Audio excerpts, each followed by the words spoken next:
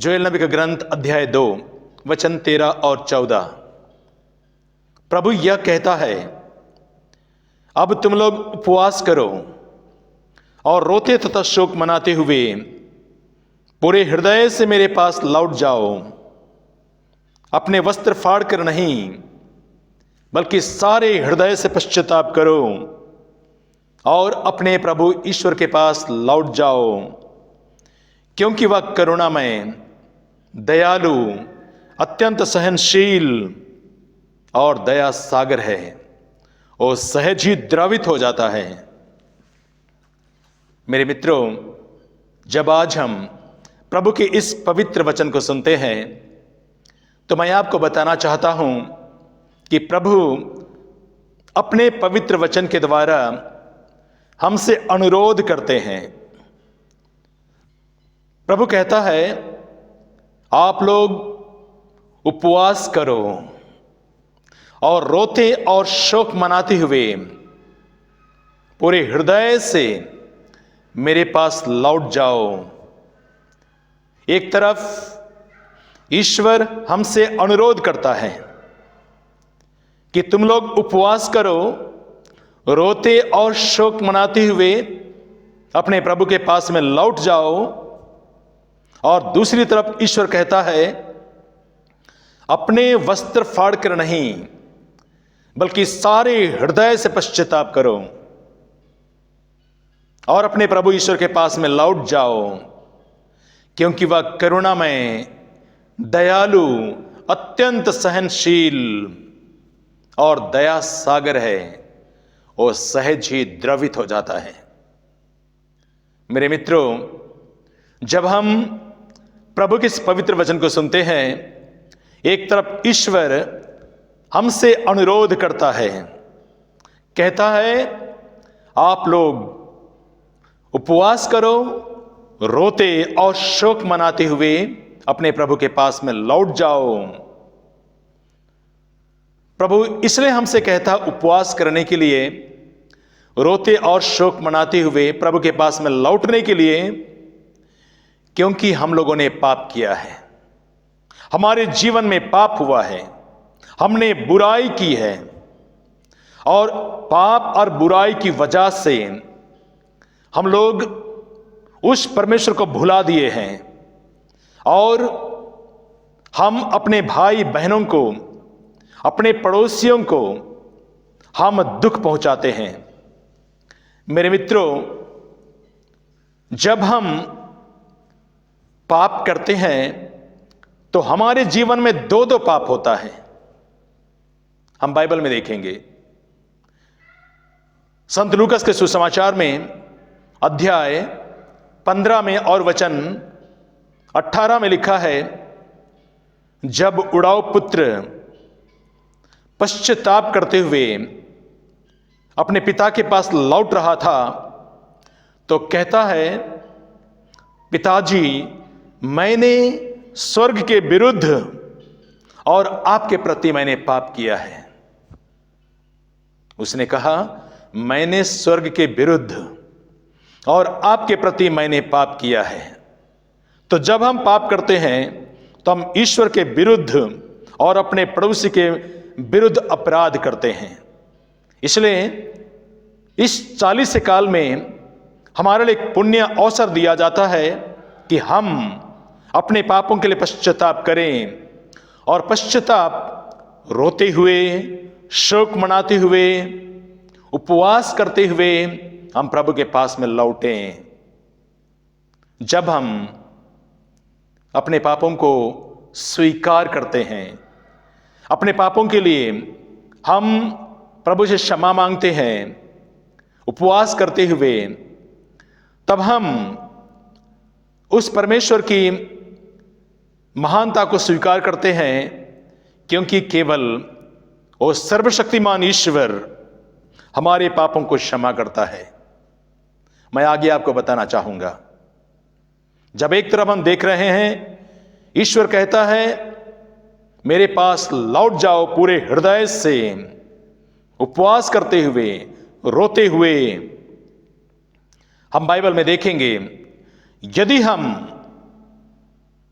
अपने पापों के लिए उपवास, अपने पापों के लिए पश्चाताप, अपने पापों को स्वीकार नहीं करते हैं और हम पाप में, बुराई में जीवन बिताते चले जाते हैं, तब ईश्वर हमको दंड देता है। ईश्वर हमको दंड देता है क्योंकि जब हम पाप करते हैं तो उस पाप के द्वारा हम ईश्वर को दुख देते हैं, हम ईश्वर को चोट पहुंचाते हैं, क्योंकि हमारे द्वारा दो पाप होता है, एक ईश्वर के प्रति और एक पड़ोसी के प्रति। इसीलिए जब हम पाप करते हैं तो हम ईश्वर को दुख देते हैं, ईश्वर को चोट पहुंचाते हैं, और जब हम पाप करते हैं तो पाप के कारण हम अपने पड़ोसी को भी दुख देते हैं और अपने पड़ोसी को भी हम चोट पहुंचाते हैं। उत्पत्ति ग्रंथ अध्याय 6 में और वचन 5 में लिखा है, ईश्वर ने देखा कि मनुष्यों में दुष्टता बहुत अधिक बढ़ गई है और उनके मन में निरंतर बुरे विचार और बुरी प्रवृत्तियां उत्पन्न होती है। तो परमेश्वर को इससे दुख हुआ कि उसने इस पृथ्वी पर मनुष्य को बनाया था और वह बहुत दुखी था। वचन 6 में लिखा है, और परमेश्वर निर्णय करता है, मैं मनुष्य को इस धरती से मिटा दूंगा। देखिए, जब मनुष्य पाप करता है तो ईश्वर ना केवल मनुष्य को दंड देता है, लेकिन यदि हमारे जीवन में पाप बढ़ जाता है और हम उस पाप के लिए पश्चाताप नहीं करते हैं, हम प्रभु के पास नहीं लौटते हैं, दया की याचना नहीं करते हैं, पूरे हृदय से प्रभु के पास में नहीं लौटते हैं, तो ईश्वर निर्णय करता है कि मैं मनुष्य को नष्ट कर दूंगा, इस धरती से मैं मिटा दूंगा। और इसके बाद हम लोग देखते हैं कि नोआ के जमाने में परमेश्वर ने इस धरती पर पाप की वजह से जल प्रलय को भेजा और दुनिया को नष्ट कर दिया। केवल नूह बच गया और उनका परिवार बच गया, क्योंकि नूह ईश्वर की दृष्टि में वो पवित्र व्यक्ति था। Hallelujah, hallelujah. मेरे मित्रों, जब आज हम प्रभु के इस पवित्र वचन को सुनते हैं तो पवित्र वचन में स्पष्ट रूप में बताया जाता है कि आप लोग रोते हुए, शोक मनाते हुए, उपवास करते हुए पूरे हृदय से मेरे पास में लौट आओ। तो इस 40 काल में कलीसिया हमें एक मौका देती है कि हम अपने पाप को स्वीकार करें।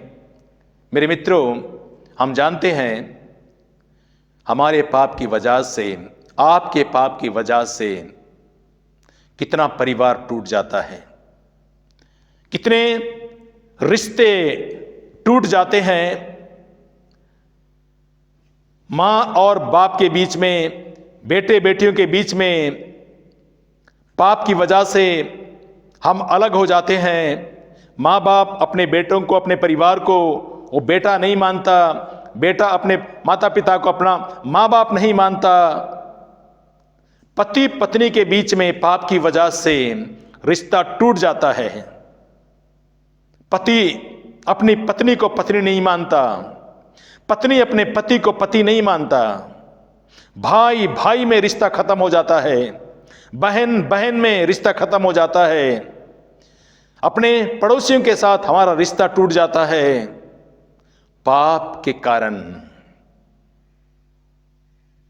देखिए, जब हमारे जीवन में पाप होता है तो ना केवल परिवार टूटने की बात है, क्योंकि हमारे परिवार के लोगों को हमने दुख दिया, उनको चोट पहुंचाया, हमारे जुबान से ऐसी कड़वी बातें निकली, हमारे व्यवहार में, हमारे चाल चलन में, हमारे व्यवहार के द्वारा, आचरण के द्वारा हमने कितने जीवन को तोड़ दिया, कितने परिवार को तोड़ दिया, कितनों को बर्बाद किया।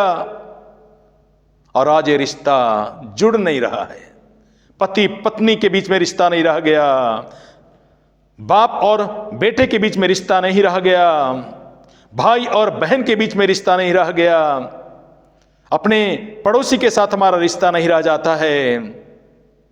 इस प्रकार हम देखते हैं कि जब हम पाप करते हैं तो जिस प्रकार हमारा रिश्ता एक परिवार से टूटता है, जिस प्रकार हमारा रिश्ता अपने माँ बाप से टूटता है, हमारा रिश्ता अपने पड़ोसी से टूटता है, हमारा रिश्ता अपने पति से, अपनी पत्नी से टूटता है, उसी प्रकार जब हम पाप करते हैं तो हमारा रिश्ता उस परमेश्वर से टूट जाता है।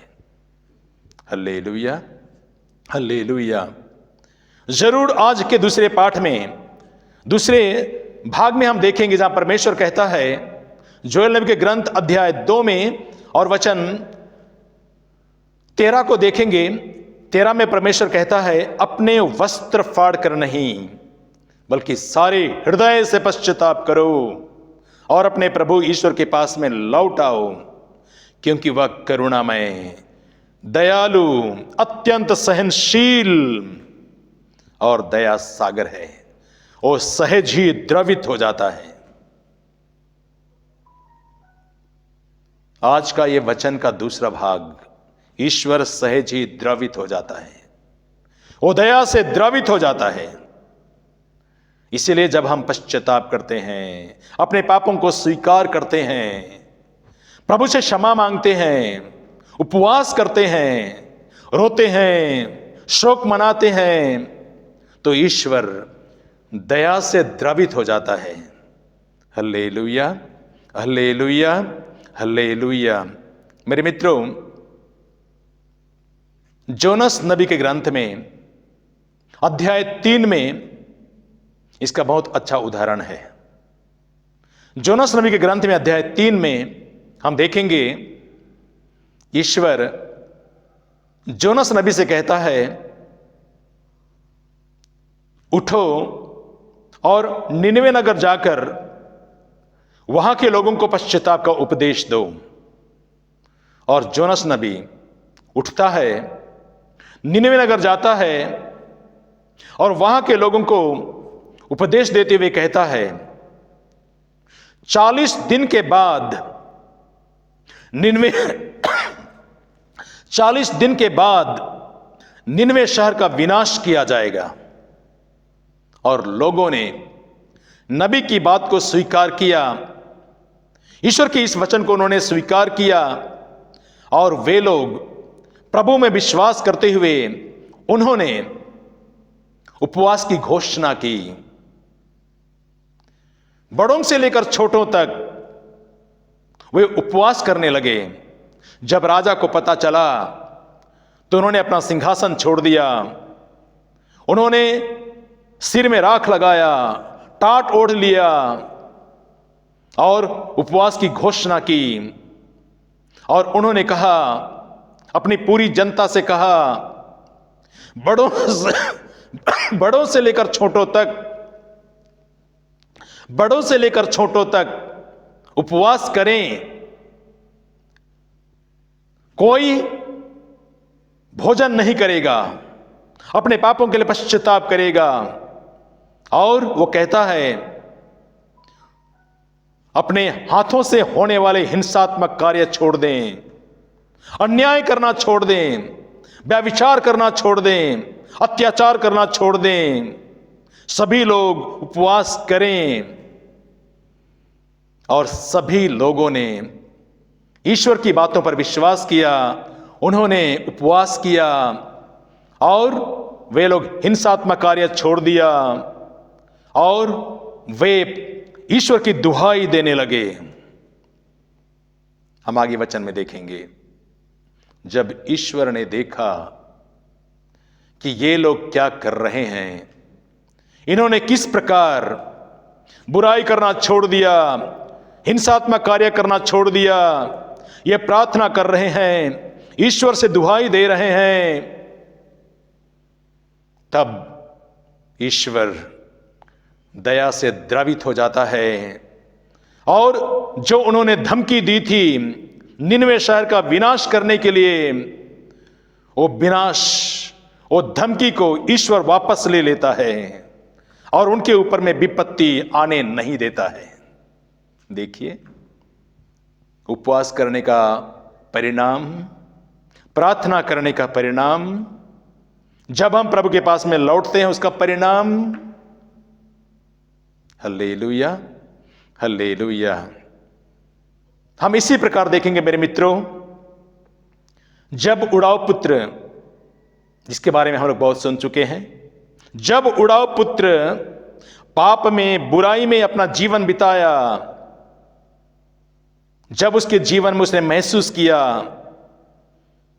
कि पाप और बुराई मेरे जीवन को खोखला कर देता है, पाप और बुराई मेरे जीवन को नष्ट करता है, पाप और बुराई मेरे जीवन में अशांति लाता है, पाप और बुराई मेरे जीवन को तोड़ देता है,